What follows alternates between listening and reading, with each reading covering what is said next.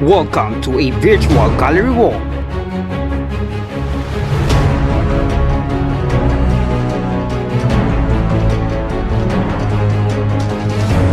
Pre-colonial period.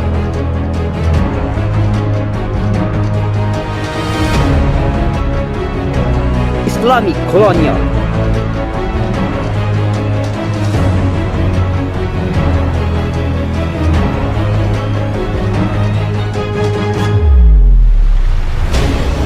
The Spanish period.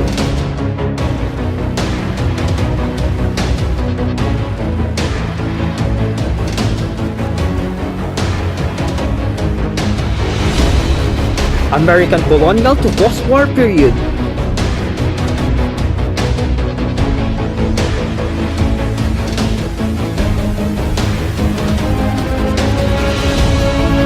'70s to contemporary period.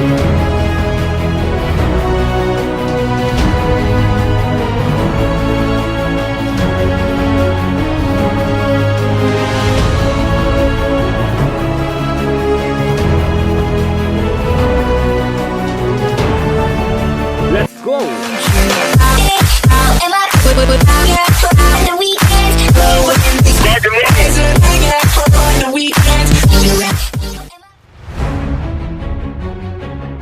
Ritual is considered as the earliest form of theater during pre-colonial period.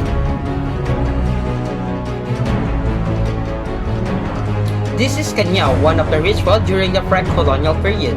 This is a ritual involving animal sacrifice officiated by shaman that can be found in Cordillera Autonomous Region. This ritual is done for healing, birth of a child, wedding, and burial ceremonies. This frame contained drums, pipes, flutes, kudyaki, kolintang, and sister. All of that are the ethnic musical instruments used by our ancestors during that period. During pre-colonial period, the movement of native dance are often imitated by the movement of animals, human, and element from nature. This is Banag-Banag, a native dance that arises during pre-colonial period. This is a Hiligaynon dance that portrays a mother hen caring for her chick, which is called Banag, and aiming to protect them to a hawk that represent evil. This is Tinikling, a popular Tagalog folk dance that portrays the movement of crane, which is involved balancing and swiftly movement. This is a carved anito figure of Hippogams and called as Budol. This is represent ancestral spirit and granary gods. It is placed in the rice granaries as the guardian of the harvest. This is Manunggul jar that is discovered at the Manunggul cave at Lipun Point, Palawan during late Neolithic period. It is a secondary burial vessel where buried and exhumed bones are placed and the figure above the jar is represent the afterlife. Commonly, the weaving technique are only applied in creating clothes, but in this picture, weaving is used for agricultural purposes. It is called wubo, invented by the Ilocanos, wherein the bamboo strips are woven to create fish traps. This is Wakol Tugay, a famous tattoo artist. Tattoo were valued because it was believed to protect individual from evil spirit, and it is also a symbolize maturity and bravery.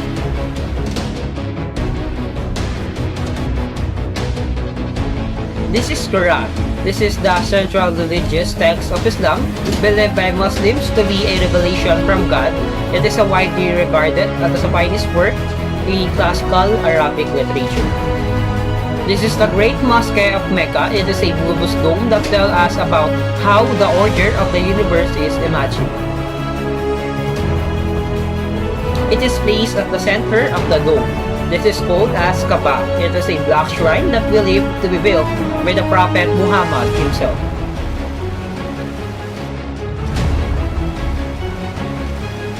With the coming of the Spaniards, they brought Western musical instrument, which is the pipe organ, piano, violin, and guitar that is seen in this frame.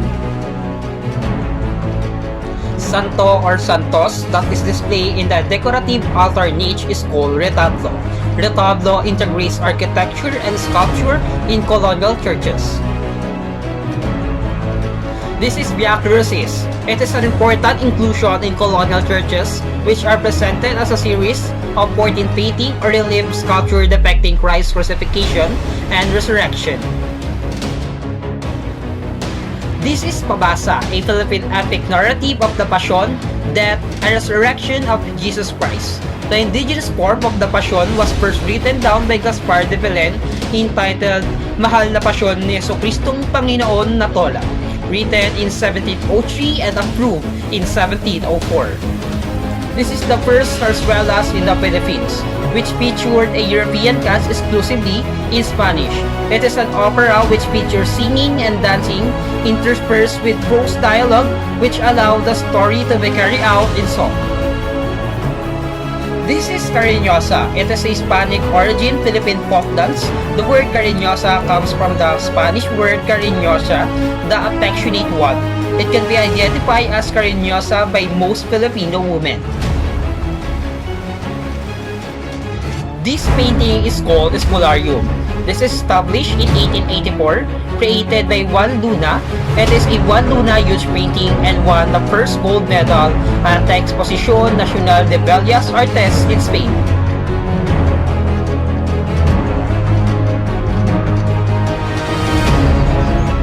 This is Drama Simbolico, a one-act play game to represent a deep and profound journey for freedom. It was served as a medium for political protest, openly attacking the Americans.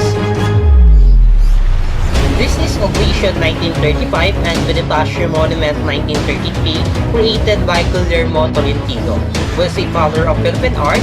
He is a national artist for visual art and sculpture in the year 1973. This is The Builder. It was created in the year 1928 that shows distorted figures of toiling workers using dull color. It was created by Victorio Idades, who is the father of the modern art in the Philippines. He also a national artist for visual arts, mainly in painting in the year 1976.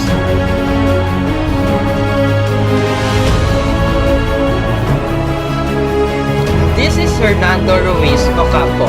He's one of the 13 modern artists, and many of his work also depicted the beautiful Philippine landscape.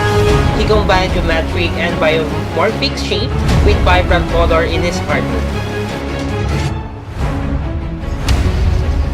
Vicente Manansala is a Philippine Cubist painter and illustrator. Manansala painting characterized by transparent cubism, a style marked by the soft fragmentation of figure using transparent plane instead of hard-edged one.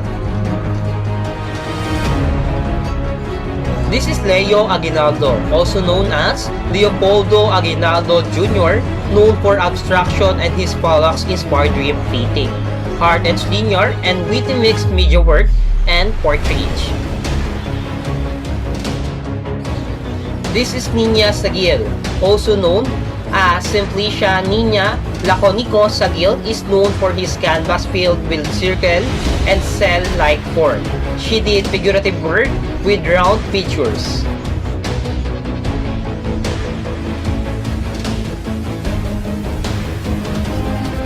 Levi Celerio was a Filipino composer and lyricist who is credited writing not less than 4,000 songs. Celerio was credited as a national artist of the Philippines for music and literature in 1997, and he is also a Guinness World Record holder who can play music using a Mount Blown lip. This is national artist Jose Maceda that staged through the CCP. He created hundreds of transistor radios and radio stations nationwide in order to create sound atmosphere, from the strategic overlapping of indigenous and found sound. This is a installation art by Juni called Woodthings in 1981. Juni is the father of the installation art in the Philippines, has always focused in two things in his artistic career: to document and explore life as a Filipino and creatively use indigenous material as a means of sculptural expression. Social realism is a form of protest that exposes the socio-political issues and struggle of the times, and this some of the artwork during that time. Itak sa Puso ni Mang Juan, created by Antipas de la Tavo. Kinupot, created by Edgar Talusan Fernandez.